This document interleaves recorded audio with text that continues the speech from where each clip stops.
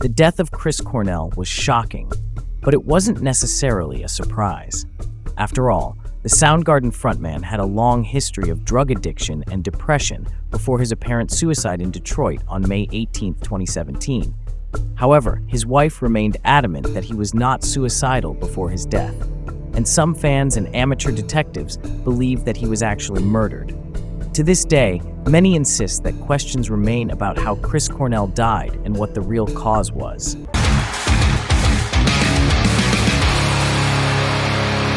The last night of the grunge icon on Earth started like many others. Soundgarden was on tour, newly reunited after a years-long hiatus, much to their fans' delight. But things took a macabre turn about an hour after the band left the stage at Fox Theater in Detroit, Michigan at 11:15 p.m. After the concert ended, Cornell's bodyguard, Martin Kirsten, accompanied the singer back to his room at the MGM Grand Hotel. He helped him with his laptop and gave him 2 doses of adamant, an anti-anxiety medication for which Cornell had a prescription. Kirsten then retreated to his room down the hall and ended his day. But tragically, the night was far from over. In Los Angeles, Cornell's wife, Vicky, noticed that the lights in her house were flickering on and off. Her husband had an app on his phone that allowed him to operate them remotely, and Vicky began to worry about what he was doing at such an odd hour. When she called Cornell at 11:35 p.m., he answered the phone. But their conversation did not ease her concerns, especially as he was slurring his words. She asked him what he had taken. Cornell assured his wife that he had only taken an extra Ativan or 2. But Vicky's worry grew because he didn't sound like he was okay. So at 12:15 a.m., she requested that Kirsten check on her husband. But by then, it was already too late. Chris Cornell was dead at just 52 years old. The singer was found with an exercise band around his neck and blood dripping from his mouth. Remembering grunge rock pioneer Chris Cornell. Cornell died unexpectedly late last night. He was in Detroit and he was 52 years old. While his death was ruled a suicide by hanging, fans began to suspect foul play. They believed that the amount of blood found at the scene was strange for a hanging. Meanwhile, the grieving family blamed his doctor, who allegedly prescribed him dangerous medication in excess. Though Chris Cornell's death is still officially classified as a suicide, questions have persisted. But regardless of how Chris Cornell died, there is no doubt that his passing was a tragedy that touched countless people worldwide. Born Christopher John Boyle on July 29, 1964, in Seattle, Washington, Cornell later changed his last name to his mother's maiden name after his parents' divorce. Tragically, Cornell had a rough start in life and struggled with depression and drug addiction from an early age. At 13, he was already regularly consuming alcohol and drugs. And unlike other rebellious teens, he didn't just experiment with marijuana. He also used LSD and a variety of prescription drugs. And he had a terrible experience with PCP at just 14 years old. Though he vowed to stay sober, Cornell relapsed at 15 and ended up dropping out of school. He began working in restaurants to get by. Later, Cornell attributed saving his life to his mother when she bought him a drum set. Soon, he was playing with cover bands in the Seattle grunge scene. Music seemed the perfect way to escape his demons. Cornell quickly found bandmates and played in the same clubs as bands like Nirvana and Alice in Chains.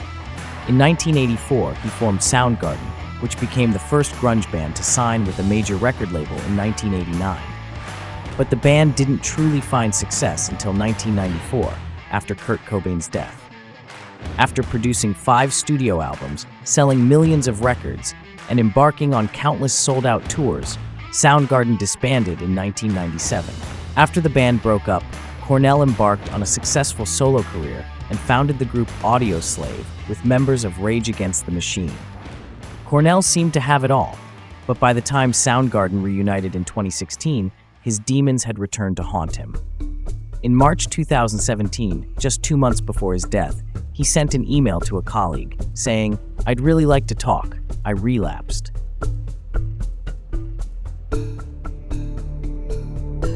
In February 2017, just a year after Soundgarden began working on a new album, the band announced that they would embark on an 18-date tour.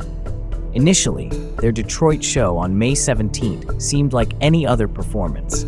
but some fans noticed something off about Cornell. A reporter at the concert said he was staggering back and forth on stage and seemed weak in his movements. After just one or two songs, it seemed like the energy had left his body, and what was left was a skeleton of a man struggling to do his job. The Fox Theater show ended at 11:15 p.m. Shortly after, Cornell asked his bodyguard for help with his computer. Kirsten gave him Ativan before going to bed. As confirmed by a police report, Cornell often took this medication for anxiety. But right after he said goodnight to his bodyguard, things quickly spiraled into chaos. Had it not been for his wife, Cornell wouldn't have been found until morning. But Vicky Cornell couldn't ignore the fact that her husband was playing with the lights at their Los Angeles home. So she called him at 11:35 p.m. to find out why he was behaving so strangely. That was a sign that something wasn't right, she said, adding that he was particularly agitated and histrionic when they spoke on the phone. The worried mother of two was initially relieved when Cornell told he had just taken 1 or 2 extra Ativan. Still, she was very concerned about his condition, especially as she knew all about his troubled history with prescription drugs. "I'm just tired," Cornell insisted before abruptly ending the call. After 40 minutes of replaying their conversation in her mind, Vicky Cornell called Kirsten and asked him to check on her husband in his hotel room. Kirsten agreed. But even though the bodyguard had a key, Cornell's door was locked. Kirsten explained the situation to Cornell's wife, who called security to get help accessing the room. When security refused to allow Kirsten inside, Vicky instructed him to break down the door. Kirsten did so and discovered a heart-stopping sight. "I went inside, and the bathroom door was partially opened," Kirsten said, "and I could see his feet."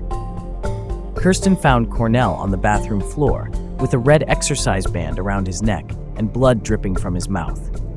The exercise band was attached to a carabiner, a device often used by climbers to secure their rope. This equipment had been wedged into the door frame.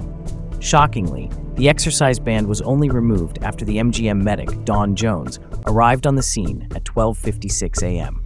Though Jones tried to revive Cornell, it was too late. A doctor officially pronounced Chris Cornell dead at 1:30 a.m. on May 18, 2017.